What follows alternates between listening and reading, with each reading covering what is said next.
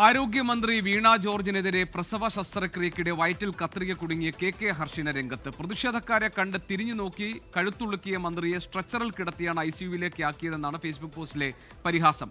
എന്തൊക്കെ കാട്ടിക്കൂട്ടിയാലാണ് പിഴവുകൾക്ക് പരിഹാരമാവുക എന്നാണ് ഹർഷിനയുടെ വിമർശനം. അജി കുഞ്ഞുമോൻ കോഴിക്കോട്ട് നിന്ന് വിവരങ്ങളുമായി. അജി, ആരോഗ്യമന്ത്രി ഇപ്പോൾ പരിയാരം മെഡിക്കൽ കോളേജിൽ ചികിത്സയിലാണ്. ഇന്നലത്തെ KSU പ്രതിഷേധത്തിലേറ്റ പരിക്കിന്റെ ഭാഗമായിട്ടാണ് അവർ ചികിത്സയിൽ കഴിയുന്നത്. ഈ സമയത്താണല്ലോ ഹർഷിനയുടെ ഒരു FB പോസ്റ്റ് വരുന്നത്. അതും പരിഹാസമാണ് അതിലെ ഭാഷയിൽ നിന്ന് മനസ്സിലാകുന്നത്. എന്താണ് ആ ഫേസ്ബുക്ക് പോസ്റ്റിൽ പറയുന്നത്?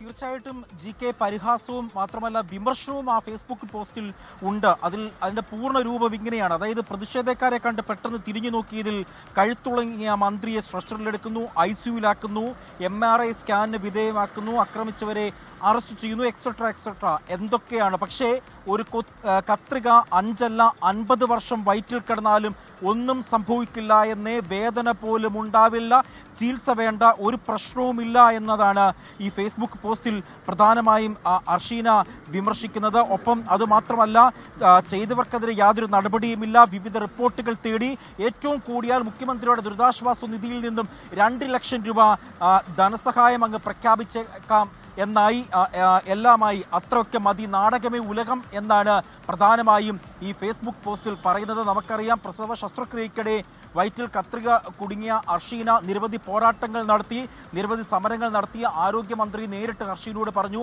ഹർഷീനയ്ക്കൊപ്പമാണ്, ഇത് ചെയ്തവർക്കെതിരെ നടപടിയെടുക്കുമെന്നൊക്കെ പറഞ്ഞിരുന്നു. പക്ഷേ യാതൊരു തരത്തിലുള്ള നീതി തനിക്ക് ലഭിച്ചില്ല എന്ന് കഴിഞ്ഞ ദിവസങ്ങളിലടക്കം ഹർഷീന പറയുകയും ചെയ്തു. ഇതിനെ തുടർന്നാണ് ഇന്നലത്തെ സംഭവങ്ങളുടെ പശ്ചാത്തലത്തിൽ ഇത്തരത്തിൽ ഒരു പരിഹാസ രൂപേണ ഒരു വിമർശനാത്മകമായ ഒരു പോസ്റ്റ് ഹർഷീന ഇട്ടിരിക്കുന്നത്. GK, ലോകത്തെവിടെയായാലും ഏത് സമയത്തും 24 വാർത്തകളും ഓഗ്മെന്റഡ് റിയാലിറ്റി പാക്കേജുകളും എക്സ്പ്ലെയിനറുകളും വിശദമായി കാണാൻ ഞങ്ങളുടെ YouTube ചാനൽ നിങ്ങൾക്ക് സബ്സ്ക്രൈബ് ചെയ്യാം.